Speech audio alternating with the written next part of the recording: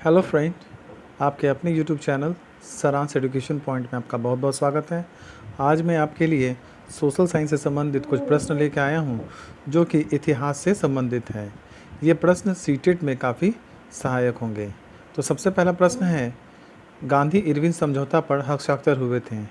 तो इस प्रश्न का सही उत्तर होगा उत्तर नंबर 1, 1931 ईस्वी में। अब गांधी इरविन के बारे में समझते हैं। तो गांधी एवं इरविन के मध्य 5 मार्च 1931 को हुए समझौते को दिल्ली समझौता भी कहा जाता है।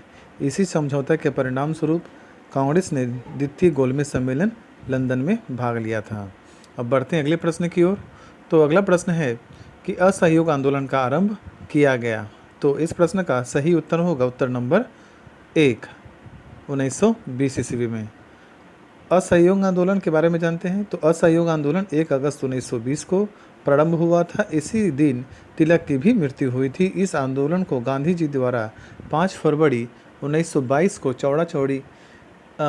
चौड़ी चौड़ा में हिंसा घटना को हो जाने के कारण स्थगित किया गया था। अब बढ़ते हैं अगले प्रश्न की ओर। तो अगला प्रश्न है कि डॉक्टर राजेंद्र प्रसाद कहाँ के रहने वाले थे। तो इस प्रश्न का सही उत्तर होगा उत्तर नंबर बी, बिहार। अब आगे बढ़ते हैं। तो 4 नंबर प्रश्न है कि जयप्रकाश किस आंदोलन से संबंधित थे। तो इस प्रश्न का सही उत्तर होगा उत्तर नंबर डी, भारत छोड़ो आंदोलन।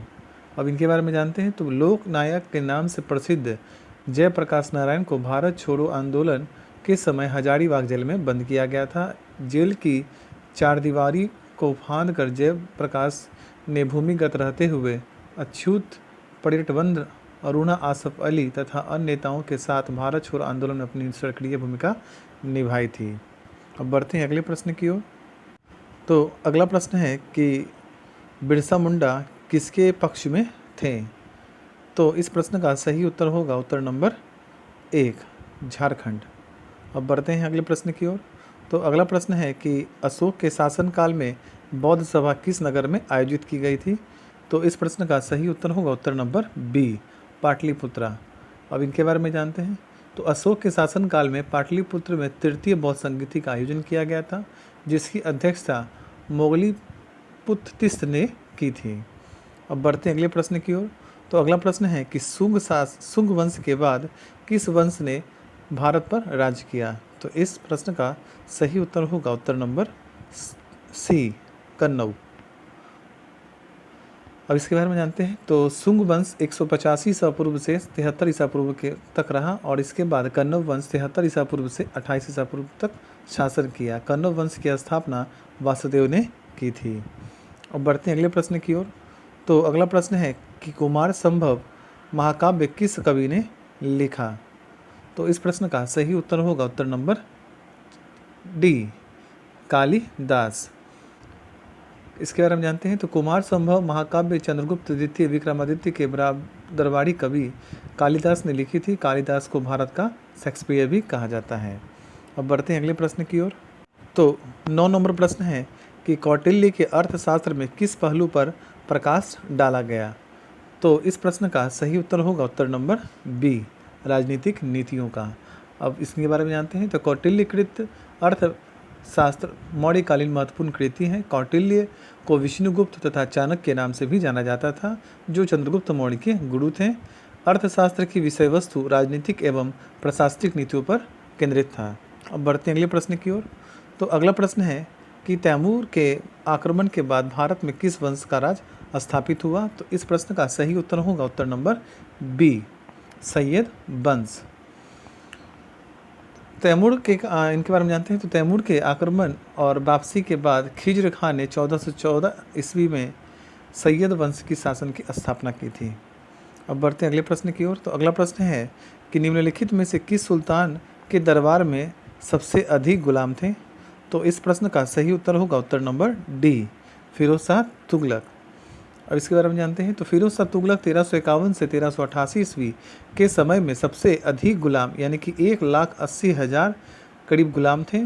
फिरोज शाह तुगलक ने दीवान ए बंदगान नाम से दासों के लिए एक नया विभाग भी खोल रखा था। अब बढ़ते हैं अगले प्रश्न की ओर। तो 12 नंबर प्रश्न है कि निम्नलिखित में से किस मुगल बादशाह ने अंग्रेजों को उनके व्यापार में मदद करने के लिए एक महत्वपूर्ण फरमान दिया? तो इस प्रश्न का सही उत्तर होगा उत्तर नंबर बी, फर्रुखसियर ने। अब इनके बारे में जानते हैं। तो 1717 ईस्वी में अंग्रेजों द्वारा जॉन सरमन के नेतृत्व में एक दूत मंडल फर्रुखसियर के दरबार में भेजा गया था। इस दूत मंडल में विलियम हैमिल्टन नामक सर्जन और ख्वाजा सहउद्र नामक अरमोनियाई दुभाषी भी शामिल था। हैमिल्टन ने बादशाह फर्रुखसियर को एक खतरनाक बीमारी से मुक्ति दिलाने में सफलता प्राप्त कर ली थी, जिनसे प्रसन्न होकर बादशाह द्वारा एक शाही फरमान जारी कर अंग्रेजों को 3000 वार्षिक कर के बदले बंगाल में व्यापार करने संबंधी प्राप्त विशेषाधिकार और मजबूत हो गया, और एक इतिहासकार द्वारा इसे ब्रिटिश ईस्ट इंडिया कंपनी का मैग्ना कार्टा भी कहा जाता है। अब बढ़ते हैं अगले प्रश्न की ओर। तो अगला प्रश्न है 13 नंबर प्रश्न है कि निम्नलिखित में से किस सुल्तान ने बेरोजगारों को रोजगार दिलवाया? तो इस प्रश्न का सही उत्तर होगा उत्तर नंबर सी, फिरोज शाह तुगलक। अब फिरोज शाह तुगलक के बारे में जानते हैं। तो फिरोज शाह तुगलक को कुछ इतिहासकार धर्मांध एवं असहिष्णु शासक मानते थे, परंतु उसने बेरोजगारों को रोजगार दिलाने में कई महत्वपूर्ण कार्य किए। फिरोज शाह तुगलक ने हिसार, फिरोजाबाद, जौनपुर, फिरोजपुर नगर को भी बसाया। अब बढ़ते हैं अगले प्रश्न की ओर। तो अगला प्रश्न है 14 नंबर कि 1857 के विद्रोह को किस उर्दू कवि ने देखा था? तो इस प्रश्न का सही उत्तर होगा उत्तर नंबर सी, गालिब। अब बढ़ते हैं अगले प्रश्न की ओर। तो 15 नंबर प्रश्न है कि निम्नलिखित में से कौन 1857 के विद्रोह में अंग्रेजों का सबसे कट्टर दुश्मन था? तो इस प्रश्न का सही उत्तर होगा उत्तर नंबर ए, मौलवी अहमदुल्ला शाह। अब इनके बारे में जानते हैं। तो मौलवी अहमदुल्ला शाह ने 1857 के विद्रोह में अंग्रेजों का जोरदार विरोध करते हुए फैज़ाबाद में विद्रोहियों का नेतृत्व किया। नवाब लियाकत अली ने खिलाफत आंदोलन में मोहम्मद अली और शौकत अली के साथ अहम भूमिका निभाई और तुर्की के खलीफा का भी समर्थन किया। अब बढ़ते हैं अगले प्रश्न की ओर। तो अगला प्रश्न है 16 नंबर कि पुर्तगाली उपनिवेश का प्रथम वायसराय भारत में कौन हुआ? तो इस प्रश्न का सही उत्तर होगा उत्तर नंबर सी, अल्मीडा। अब अल्मीडा के बारे में जान लेते हैं। तो 1498 में वास्को डी गामा के भारत आगमन से पुर्तगालियों एवं भारत के मध्य व्यापार के क्षेत्र में एक नए युग का शुभारंभ हुआ। पुर्तगालियों ने भारत में कालीकट, गोवा, दमन, दीव, हुगली में अपनी व्यापारिक कोठी खोली और 1505 में फ्रांसिस द अल्मीडा भारत के प्रथम पुर्तगाली वायसराय बनकर आया। अब अगले बढ़ते हैं अगले प्रश्न पे। जो प्रश्न है कि इलाहाबाद के संधि के बाद रॉबर्ट क्लाइव ने मुर्शिदाबाद का उप दीवान किसे बनाया था? तो इस प्रश्न का सही उत्तर होगा उत्तर नंबर ए, मोहम्मद रज़ा खां को। अब मोहम्मद रज़ा खां के बारे में जानते हैं। तो इलाहाबाद की संधि 1765 ईस्वी के बाद रॉबर्ट क्लाइव ने मोहम्मद रज़ा खां को नायाब दीवान बनाया, जो मुर्शिदाबाद रहकर कार्य करता था, तथा राजा सितार राय को बिहार का नवाब दीवान बनाया, जो पटना में रहकर कार्य करता था। बढ़ते हैं अगले प्रश्न की ओर। तो 18 नंबर प्रश्न है कि निम्नलिखित में से कौन सा आयोग 1857 के विद्रोह दमन के बाद भारतीय फौज के नव संगठन से संबंधित है? तो इस प्रश्न का सही उत्तर होगा उत्तर नंबर बी, पील आयोग। अब पील आयोग के बारे में जानते हैं। तो पील आयोग का गठन 1857 का विद्रोह दमन के बाद भारतीय फौज के नव संगठन हेतु द्वारा किया गया था। बोर्ड के घोषणा पत्र द्वारा शिक्षा के क्षेत्र में हुई प्रगति की समीक्षा हेतु 1882 में सरकार ने हंटर की अध्यक्षता में एक 8 सदस्यीय आयोग का गठन किया था। अब बढ़ते हैं अगले प्रश्न की ओर। तो 19 नंबर प्रश्न है कि निम्नलिखित में से कौन सा नेता कांग्रेस के गरम दल से संबंधित था? तो इस प्रश्न का सही उत्तर होगा उत्तर नंबर ए, अरविंदो घोष।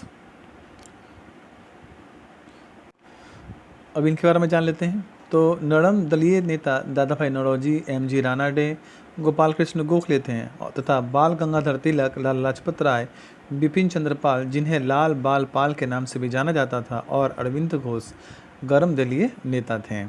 अब बढ़ते हैं अगले प्रश्न की ओर। तो अगला प्रश्न है 20 नंबर की महावीर जैन की मृत्यु निम्नलिखित में से किस नगर में हुई थी? तो 20 नंबर प्रश्न का सही उत्तर होगा उत्तर नंबर सी, पावापुरी में। तो महावीर स्वामी की मृत्यु 72 वर्ष की अवस्था में हुई थी। राजगृह के निकट पावापुरी में मल्लराज सस्तीपाल के महल में 1468 ईसा पूर्व में हुई थी। अब बढ़ते हैं अगले प्रश्न की ओर। तो अगला प्रश्न है कि निम्नलिखित में से बिहार की कौन सी जिलों के कुछ इलाके पश्चिम बंगाल को दे दिए गए थे। तो इस प्रश्न का सही उत्तर होगा उत्तर नंबर सी, पूर्णिया और मानभूम। अब बढ़ते हैं अगले प्रश्न की ओर। तो अगला प्रश्न है कि गौतम बुद्ध को एक देवता का स्थान किस राजा के युग में प्राप्त हुआ था। तो 22 नंबर प्रश्न का सही उत्तर होगा उत्तर नंबर बी, कनिष्क के काल में। और इनके बारे में जानते हैं। तो गौतम बुद्ध को एक देवता के रूप में स्थान कनिष्क यानी कुषाण वंश के शासन काल में मिला। कनिष्क बौद्ध धर्म की महायान शाखा का अनुयायी था। इसी के समय में बौद्ध धर्म की चौथी बौद्ध संगति का आयोजन कश्मीर के कुंडल वन में हुआ था। अब बढ़ते हैं अगले प्रश्न की ओर। तो 23 नंबर प्रश्न है कि बोध गया में महाबोधि मंदिर बनाया गया था जहाँ। तो इस प्रश्न का सही उत्तर होगा उत्तर नंबर बी, गौतम बुद्ध का ज्ञान प्राप्त हुआ था। तो गौतम बुद्ध के बारे में जानते हैं। तो गौतम बुद्ध को 35 वर्ष की आयु में यानी बिहार के बोध गया नामक स्थान में पीपल वृक्ष के नीचे समाधिधल अवस्था में 8वें दिन ज्ञान की प्राप्ति हुई थी और महात्मा बुद्ध कहलाए। यहीं पर महाबोधि मंदिर बना हुआ है। अब बढ़ते हैं अगले प्रश्न की ओर। तो अगला प्रश्न है 24 नंबर की कूका आंदोलन को किसने संगठित किया था। तो इस प्रश्न का सही उत्तर होगा उत्तर नंबर सी, गुरु राम सिंह ने। तो इनके बारे में जानते हैं। तो लॉर्ड नॉर्थब्रुक यानी 1872 से 76 के शासनकाल में हुए कूका विद्रोह तत्कालिक पंजाब में अंग्रेजों के विरुद्ध एक बड़ा आंदोलन सिद्ध हुआ। गो हत्या का विरोध और सिख धर्म में शुद्धिकरण के लिए नामधारी सिखों द्वारा चलाए गए इस आंदोलन से अंग्रेज सरकार विचलित हो गई थी। 1840 ईस्वी में जवाहरलाल भगत द्वारा स्थापित इस आंदोलन ने उनके शिष्य गुरु राम सिंह के नेतृत्व में जोर पकड़ा और राम सिंह को 1872 में गिरफ्तार कर तत्कालिक बर्मा की राजधानी रंगून भेज दिया गया। वहीं पे इनकी 1885 में मृत्यु हो गई। अब बढ़ते हैं अगले प्रश्न की ओर। तो 25 नंबर प्रश्न है कि भारत संघ के संस्थापक कौन थे। तो इस प्रश्न का सही उत्तर होगा उत्तर नंबर डी, सुरेंद्रनाथ बनर्जी। अब इनके बारे में जानते हैं। तो सुरेंद्रनाथ बनर्जी 1848 से 1925 द्वारा 1876 में भारत संघ यानी कि इंडियन एसोसिएशन की स्थापना भारतीयों में जागरूकता फैलाने, तत्कालिक सार्वजनिक राजनीतिक एवं सामाजिक समस्याओं के विरुद्ध लोगों को संगठित करने के उद्देश्य से की गई थी। उन्होंने भारत संघ को 1883 और 85 में अखिल भारतीय संगठन का रूप देने यद्यपि प्रयत्न किया, लेकिन 1885 ईस्वी में कांग्रेस की स्थापना के बाद इसकी स्थिति कमजोर होने लगी और अंततः 1886 ईस्वी में यह कांग्रेस में विलय हो गया। अब बढ़ते हैं अगले प्रश्न की ओर। तो 26 नंबर प्रश्न है कि भारतीय राष्ट्रीय कांग्रेस के दूसरे अधिवेशन की अध्यक्षता किसने की थी। तो इस प्रश्न का सही उत्तर होगा उत्तर नंबर सी, दादा भाई नौरोजी ने। अब बढ़ते हैं अगले प्रश्न की ओर। तो 27 नंबर प्रश्न है कि बंगाल का विभाजन हुआ। तो इस प्रश्न का सही उत्तर होगा उत्तर नंबर सी, 16 अक्टूबर 1905 को। तो बंगाल का विभाजन 16 अक्टूबर 1905 ईस्वी में हुआ था, जो पुनः यह 1911 में रद्द हो गया था। अब बढ़ते हैं अगले प्रश्न की ओर। तो 28 नंबर प्रश्न है कि राष्ट्रीय आंदोलन में निम्न में से किसको नरमदलीय के तौर पर नहीं जाना जाता था।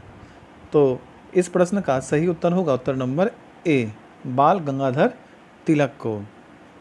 अब बढ़ते हैं अगले प्रश्न की ओर। तो 29 नंबर प्रश्न है कि जनरल डायर को किसने गोली मारकर हत्या की थी। तो 29 नंबर प्रश्न का सही उत्तर होगा उत्तर नंबर डी, उधम सिंह। अब इनके बारे में जानते हैं। तो 13 मार्च 1940 को लंदन में पंजाब के गवर्नर रह चुके जनरल डायर को सरदार उधम सिंह ने गोलियों से उड़ा दिया था। लाहौर षड्यंत्र केस में सरदार भगत सिंह और अन्य साथियों को लाहौर जेल में डाल दिया गया था और उनके साथ बड़ा बुरा व्यवहार किया गया था और उनको फांसी पर लगा दिया गया था, जिसके चलते उधम सिंह ने गुस्से में आकर इनकी हत्या कर दी। अब बढ़ते हैं अगले प्रश्न की ओर। तो अगला प्रश्न है कि भारत छोड़ो आंदोलन का नेतृत्व किया था। तो इस प्रश्न का सही उत्तर होगा उत्तर नंबर डी, इनमें से कोई नहीं। यानी कि भारत छोड़ो आंदोलन का मूल प्रस्ताव गांधी जी का था, जिसने 16 जुलाई 1442 ईस्वी को वर्धा में संपन्न कांग्रेस कार्य समिति में कांग्रेस द्वारा स्वीकार कर लिया गया था। पुनः 8 अगस्त 1942 में बम्बई स्थित ऐतिहासिक ग्वालियर टैंक मैदान में कांग्रेस कार्य समिति द्वारा गांधी जी के नेतृत्व में भारत छोड़ो आंदोलन संबंधित प्रस्ताव स्वीकार कर 9 अगस्त से आंदोलन की शुरुआत करने का निर्णय लिया गया था। इसी पृष्ठभूमि में गांधी जी समेत सभी शीर्ष नेताओं को गिरफ्तार कर लिया गया था। अतः भारत छोड़ो आंदोलन का सांकेतिक नेतृत्व यद्यपि महात्मा गांधी द्वारा किया गया था, किंतु सभी बड़े नेताओं को गिरफ्तारी के चलते इस आंदोलन का नेतृत्व किसी एक व्यक्ति के हाथ में नहीं रह गया था। अगर ये वीडियो आपको पसंद आए तो प्लीज़ लाइक, सब्सक्राइब, कमेंट करना ना भूलें। धन्यवाद।